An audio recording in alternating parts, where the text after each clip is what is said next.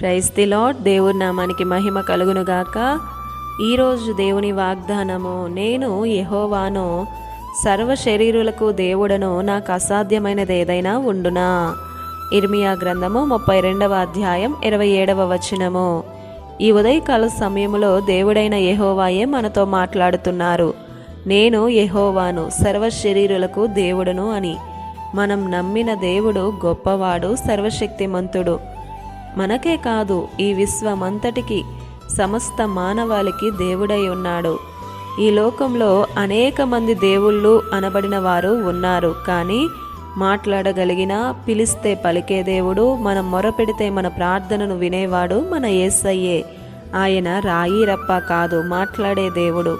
ప్రతి దినము చల్లని మెల్లనైన స్వరముతో, నేను నీకు తోడుగా ఉన్నాను, భయపడవద్దు అని మనలను ధైర్యపరుస్తూనే ఉన్నారు. కానీ నీ జీవితాన్ని చూసుకుంటూ ఎవరికి చెప్పలేని స్థితిలో ఉన్నా కూడా ఎప్పుడూ కూడా నీ జీవితాన్ని ఇతరులతో పోల్చుకోవద్దు. ఎందుకో తెలుసా? ఒక్కొక్కరి పట్ల ఒక్కొక్క ప్రణాళిక, ఉద్దేశమును కలిగిన వాడు మన దేవుడు. మన చేతి వ్రేళ్లను చూస్తే అవి ఒకటి కూడా తిన్నగా ఉండవు. మరి ఎలా నీవు నీ జీవితాన్ని ఇతరులతో కంపేర్ చేసుకోగలవు? ఇతరులతో పోల్చుకోకు.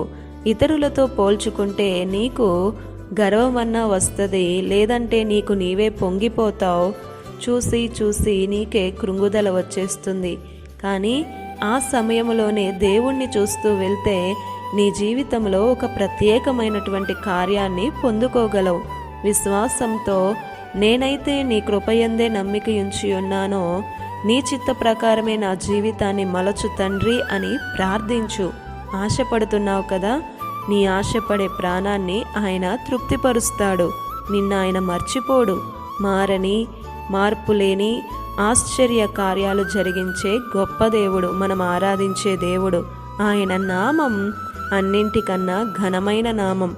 ఆయనకు సమస్తము సాధ్యమే. ఎందుకు అంటే మనము ఆయన ప్రజలం. ఆయన మనకు దేవుడై ఉన్నాడు.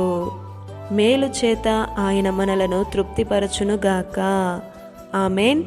ఈ దిన వాగ్దానం మనందరి జీవితాలలో నెరవేరాలని కోరుతూ, దేవుని సువార్త పరిచర్యలో మీ సహోదరి Prasanna. God bless you. Amen.